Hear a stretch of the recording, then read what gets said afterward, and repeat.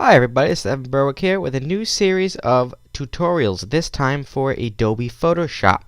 We're going to be using CS5, but most of what I show you will work with just about any version that's Creative Suite or newer. Today we're going to show you photo retouching, which will bring something like this to something like this. Alright, so let's get started. We're going to open our image. I prefer to use RAW because it has much better at dynamic range, etc. So if you never use the raw interface, it's very simple. We're not going to do any adjustments to the photo. We're just going to make sure that everything looks good. We'll hit auto. Alright, that looks fairly decent. I might go over here a little bit. Sometimes if you used a cheap lens, you might get a little bit of chromatic aberration. This is a prime lens, so there's none of that. Let's see. Tone curve. Sometimes I like a little bit of contrast, so this is the flat photo. This is when Photoshop adds a little bit of contrast, and this one Photoshop adds a lot of contrast.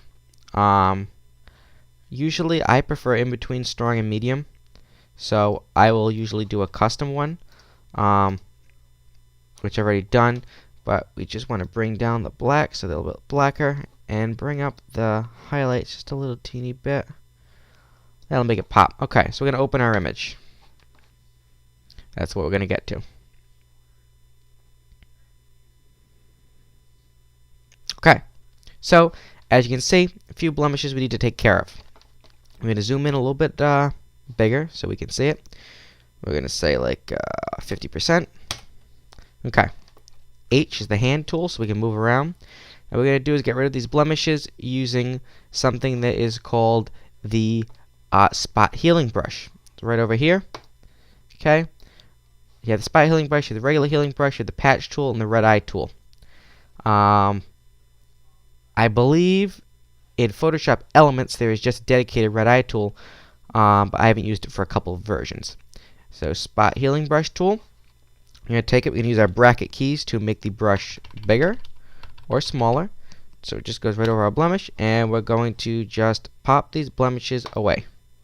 Believe it or not, it is that simple to get rid of blemishes. I'm going to make it a little bit bigger. Okay. Get rid of any of those little freckles, red spots, etc. Just like that.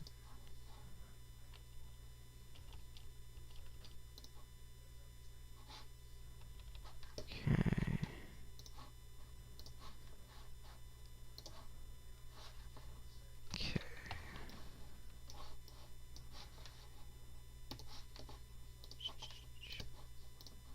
And when you feel like you've done enough, when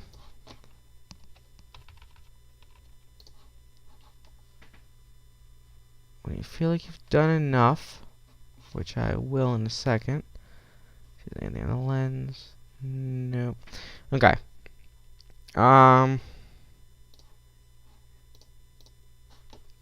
Okay.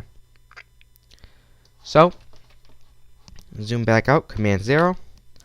Alright, so we've done a pretty good job here. What we might want to do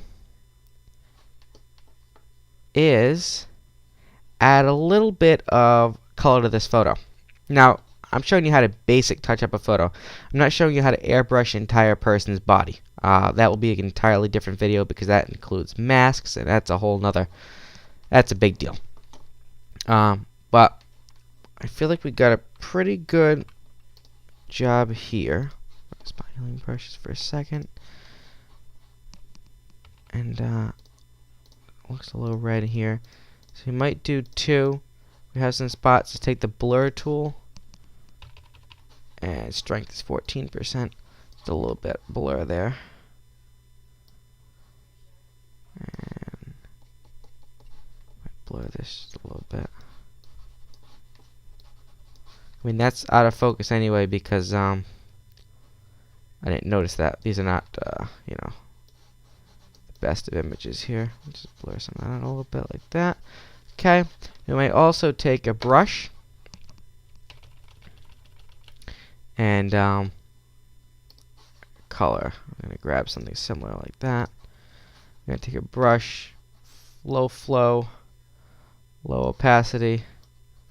Just kind of brush over a few of the redder spots. Just to kind of tone them down a little bit.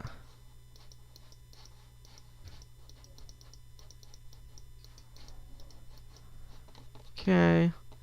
And we might see that was this really dark shadow underneath her eye here. We're going to sample that. The color picker. Actually, a little bit lighter than that. Take the brush. And we're going to just brush in a little bit of a lighter color there to kind of soften that a little bit. We're going to do the same deal over here. Grab that lighter color. Grab the brush. Remember, low opacity so we don't make any drastic changes. I'm just going to lighten up underneath their eye right there. Just like that. Okay. And next we're going to take the dodge tool. I'm going to go right over the catch light in her eye. And we're just going to brighten it up a little bit more. Kind of make it pop. Just like that. And let's go back and see what that looks like. Okay, that looks pretty good, but we're still not at this. The only difference here is we have a little bit warmer color. Now, we could have done this in the camera raw. However, here I did a photo filter, and what that filter was... okay, I just put a warming filter on. So we'll play with them here. So what we're going to do is take the lock off there, and we're going to add an adjustment layer. And that adjustment layer is going to be a photo filter. And there are all different types of filters here. So you can add a reddish tint to it, orange, yellow, green. I mean, green could look good if I was going almost like an old film look.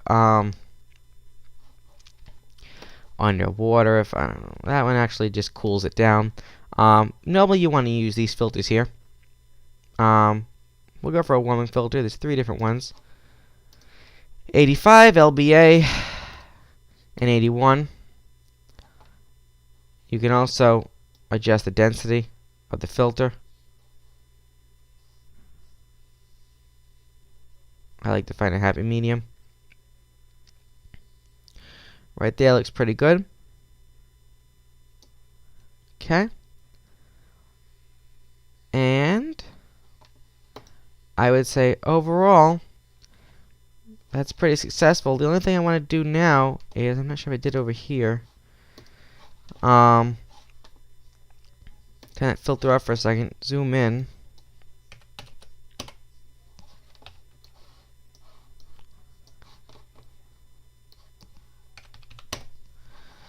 Now, what I like to do is take a brush,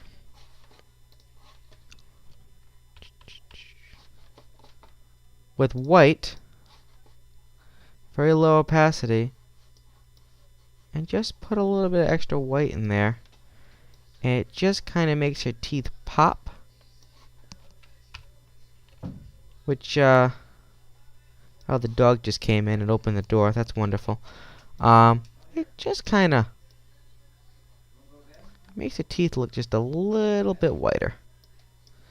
I think it adds to it. Okay, go back,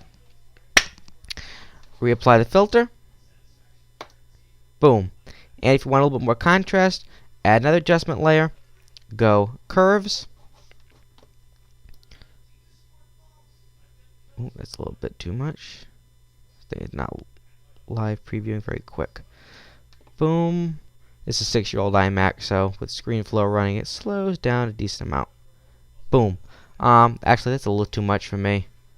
Oh, it's all different types. I didn't even realize I can do cross-process, which is pretty interesting. Turn the photo filter off. That's a cross-process. Oh, that's not what I want. Do negative, which I don't know why you'd want to. Increase contrast. That's too much. However, remember, all these layers in Photoshop are fully adjustable. So if I say, there's too much contrast, that's fine. I'll take the opacity of the layer down to like 60%. Now it doesn't affect it as much. Of course, I could also just modify the filter so the blacks aren't quite as black. Like that.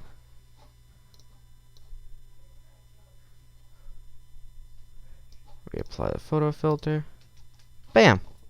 We have a pretty decent looking portrait. All you do now is save it, print it out, or add your watermark if you want.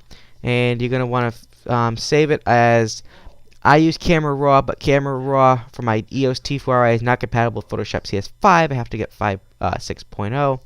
So I use Adobe DNG Converter to take the RAWs to DNGs, which are digital negatives. And then I save these as high quality JPEGs. And okay, and I just bump up the quality all the way to 12.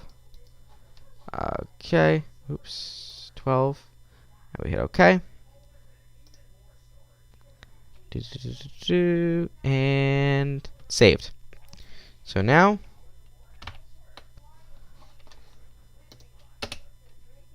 bam. That's a pretty well touched up photo, because we'll look at the original, which is should have had this at the desktop if I was smart.